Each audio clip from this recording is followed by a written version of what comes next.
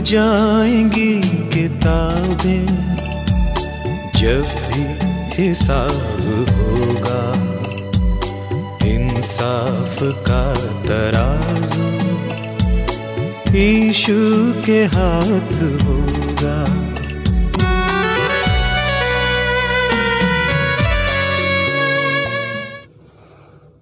नमस्कार, मैं हूँ F.R. साहू और एंजल लाइव शो में एक बार फिर से आपका तहे दिल से हार्दिक स्वागत करता हूँ।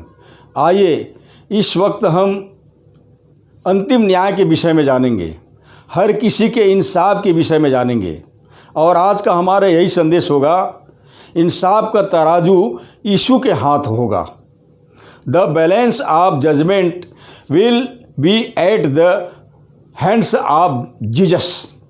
इस दुनिया में मनुष्य का न्याय कभी भी पूरी तरह से सच्चा नहीं होता है, क्योंकि किसी भी व्यक्ति को दूसरे व्यक्ति से संबंधित पूरी सच्चाई कभी मालूम नहीं होती। केवल परमेश्वर को ही प्रत्येक व्यक्ति की पूरी जानकारी होती है। इसलिए सिर्फ परमेश्वर ही सच्चा और उचित न्याय कर सकता है। पवित्र बाइबल हमें बताती है कि क्योंकि परमेश्वर का देखना मनुष्य का सा नहीं, मनुष्य तो बाहर का रूप देखता है, परंतु परमेश्वर का दृष्टि मन पर रहती है। पहला शमूएल की पुस्तक 16 अध्याय वचन 7। क्योंकि परमेश्वर ही है जो प्रत्येक मन की हृदय को जांचता और उसके कामों के अनुसार उन्हें प्रतिफल देता है। बाइबल हमें बताती है और कहती है, जैसे लिखा है, मैं यहोवा परमेश्वर मन की खोजता और हृदय को जांचता हूँ, ताकि प्रत्येक जन को उसकी चाल चलन के अनुसार अर्थात उसके कामों के अनुसार उसे फल दूँ। यिर्मयाह की पुस्तक 17 अध्याय वचन 10। और परमेश्वर ही मनुष्य के सब कामों का और सब गुप्त बातों की न्याय करेगा। इस विषय में हमें बाइबल बताती है, क्योंकि परमेश्वर सब कामों और सब गुप्त बातों का, चाहे वे भली हो या बुरी, न्याय करेगा। सुबोपदेशक की किताब 12 अध्याय वचन 14। क्योंकि परमेश्वर की आंखें सब स्थानों में लगी रहती है, वह भले बुरे दोनों को देखती रहती है। इसलिए याद रखें, यदि आप पीठ पीछे किसी के साथ बुरा कर रहे हो, किसी के विषय में झूठ बोल कर बुरी बातें भी कह रहे हो, तो अभी के अभी सावधान हो जाएं, क्योंकि परमेश्वर सब कुछ देख रहा है, सब कुछ सुन रहा है, क्योंकि उसकी दृष्टि में सारी चीज़ें खुली और बेपरद है। पवित्र शास्त्र का वचन हमें बताता है, क्योंकि परमेश्वर की आंखें मनुष्य की चाल चलन पर लगी रहती है और वह उसकी सारी चाल को देखता रहता है। ऐसा अंधियारा या घोर अंधकार कहीं नहीं है जिसमें अनर्थ करने वाले छिप सके। अय्यूब की पुस्तक 34 अध्याय वचन 22। भजन का लिखने वाला राजा दाऊद लिखता है, जिसने कान दिया क्या वह आप नहीं सुनता, या जिसने आँख रची क्या वह आप नहीं देखता। तो भाइयों बहनों, हम बताना चाहेंगे कि बाइबल हमें यह भी बताती है कि मनुष्यों की मरने का भी दिन नियुक्त किए गए हैं और परमेश्वर ने हर एक के लिए एक ऐसा सीमा बांध रखा है कि जिससे कोई लांघ नहीं सकता। जैसे लिखा है कि मनुष्य के दिन नियुक्त किए गए हैं और उसके महीनों की गिनती तेरे पास लिखी है, और तूने उसके लिए एक ऐसी सीमा बांध रखी है जिससे वह पार नहीं कर सकता। अय्यूब की पुस्तक 14 अध्याय वचन 5। पवित्र बाइबल के अनुसार मनुष्य की शारीरिक देह, जो डेरा सरी का घर है, उजड़ जाएंगे। अर्थात प्रत्येक मनुष्य का एक बार के लिए मरना निश्चित है। अब प्रश्न उठता है कि मृत्यु के बाद क्या होगा। फिर मृत्यु के बाद क्या होगा, जैसा कि लोग जानना चाहते हैं कि मृत्यु के बाद क्या होगा। क्या मृत्यु के बाद भी जीवन है, या मृत्यु ही सब बातों का अंत है? यदि मनुष्य मर जाए तो क्या फिर से जन्म लेता है? कितने लोगों का तो ये भ्रम है कि 84 लाख योनि के बाद फिर से मनुष्य योनि प्राप्त होता है। कितने तो इस बात से निश्चिंत हो जाते हैं कि सब मरेंगे तो हम भी मरेंगे। यहाँ मरने के बाद क्या होगा क्या नहीं, उसे कौन जानता है। आखिर मृत्यु के बाद क्या होगा, क्या है सच। प्रियो, इस पृथ्वी पर जब तक कि मृत्यु है, लोगों के जुबानों से यह प्रश्न उठता ही रहेगा। लेकिन मृत्यु के बाद सचमुच में क्या होगा, इस विषय में पवित्र बाइबिल हमें स्पष्ट रूप से बताती है कि मरने के बाद में न्याय का होना नियुक्त है। जैसे लिखा है, और जैसे मनुष्यों के लिए एक बार मरना और मरने के बाद न्याय को होना नियुक्त है। इब्रानी की पुस्तक 9 अध्याय वचन 27। और पवित्र शास्त्र का वचन हमें यह भी बताती है कि हर एक मनुष्य का न्याय मसीह न्याय आसन के सामने भी होना निश्चित है। जैसे लिखा है, क्योंकि अवश्य है कि हम सब का हाल मसीह के न्याय आसन के सामने खुल जाए, कि हर एक व्यक्ति अपने अपने भले बुरे कामों का बदला जो उसने देह के द्वारा किए हों पाएँ। मतलब हम हर एक का न्याय यीशु के द्वारा होना भी तय है। पहला कुरिन्थी के पत्री 5 अध्याय वचन 10। अब प्रश्न उठता है कि इंसाफ का तराजू केवल यीशु के हाथ में ही क्यों?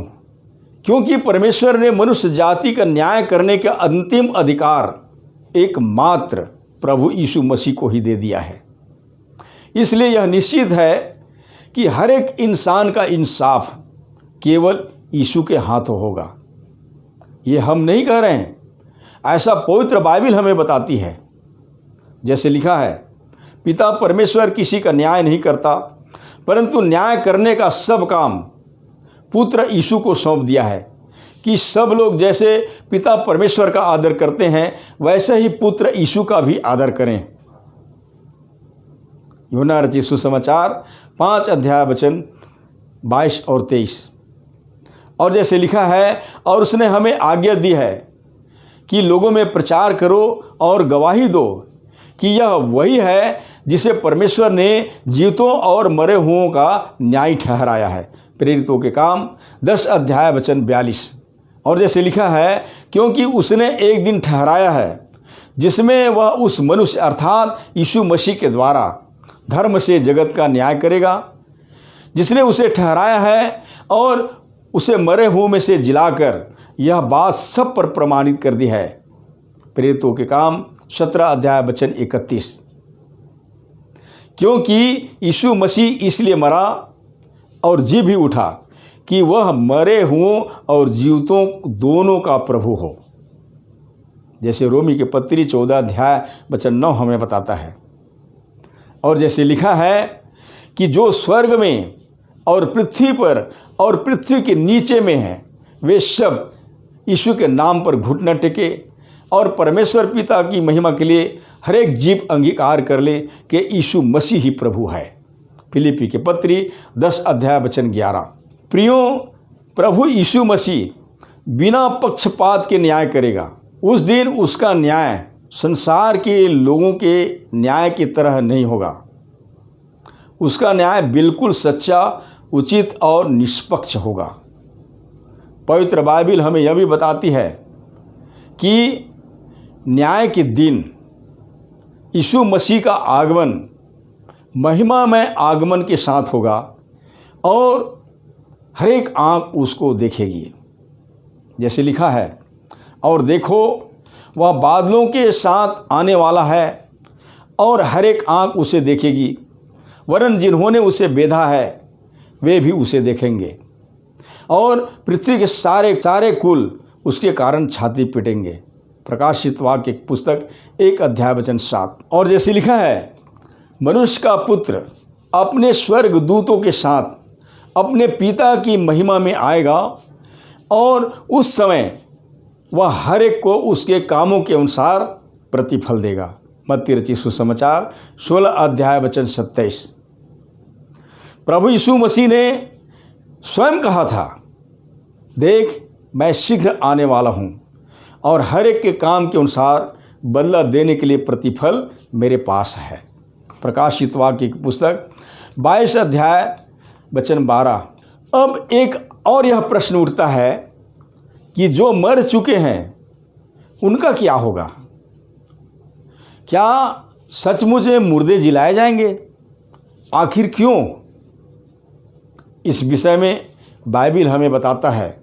इससे अचंभा मत करो, क्योंकि वह समय आता है कि जितने कब्रों में हैं वे उसका शब्द सुनकर निकल आएंगे। जिन्होंने भलाई की है वे जीवन के पुनरुत्थान के लिए जी उठेंगे, और जिन्होंने बुराई की है वे दंड के पुनरुत्थान के लिए जी उठेंगे। यूहन्ना रचित सुसमाचार 5 अध्याय वचन 28 और 29। अर्थात धर्मी अधर्मी दोनों का जी उठना होगा। मसीह के वापस आने पर मुर्दे जी उठेंगे, पर जो जीवित रहेंगे वे बदल जाएंगे, और उसके बाद हर किसी को न्याय के लिए पेश किया जाएगा। और हम बताना चाहेंगे कि पवित्र बाइबल के अनुसार जीवन की पुस्तक में जैसा लिखा रहेगा वैसे ही हर एक के कामों के अनुसार ही न्याय किया जाएगा। जैसे लिखा है, फिर मैंने छोटे बड़े सब मरे हुओं को सिंहासन के सामने खड़े हुए देखा, और पुस्तकें खोली गई, और फिर एक पुस्तक और खोली गई, अर्थात जीवन की पुस्तक। और जैसा उन पुस्तकों में लिखा था वैसे ही उनके कामों के अनुसार मरे हुओं का न्याय किया गया। प्रकाशित वाक्य की पुस्तक 20 अध्याय वचन 12। विशेषकर जीवन की पुस्तक उन लोगों का रिकॉर्ड है जो परमेश्वर के हैं।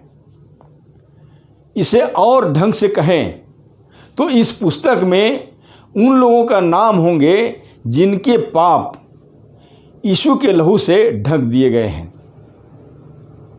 तो प्रिय भाई बहनों, हम यहाँ बताना चाहेंगे कि आज साहित्य के रूप में लोगों के पास में कहानी, उपन्यास की किताबें और विज्ञान की किताबें, राजनीतिक किताबें और समाज से जुड़े हुए बहुत से किताबें मिलती है। धर्म और विज्ञान की पुस्तकें भी मिलती है, जिसके द्वारा हम धर्म की बातों की जानकारी को हासिल कर सकते हैं। पर हम बताना चाहते हैं, पर बाइबल मनुष्य के हाथ में सबसे बड़ा साहित्य है, सच्चाई है, जो केवल परमेश्वर की प्रेरणा से लिखी गई है। जैसे दूसरा तीमोथी की पत्री 3 अध्याय वचन 16 और 17 हमें बताता है।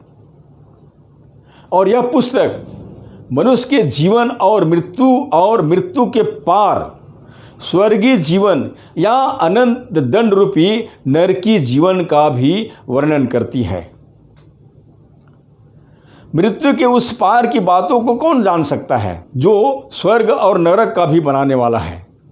अर्थात वही एकमात्र मनुष्य को स्वर्ग में स्थान देने या नरक की आग में डालने का अधिकारी है। वही स्वर्गीय परमेश्वर हमारे जीवन का स्वामी है और हमसे प्रेम करता है।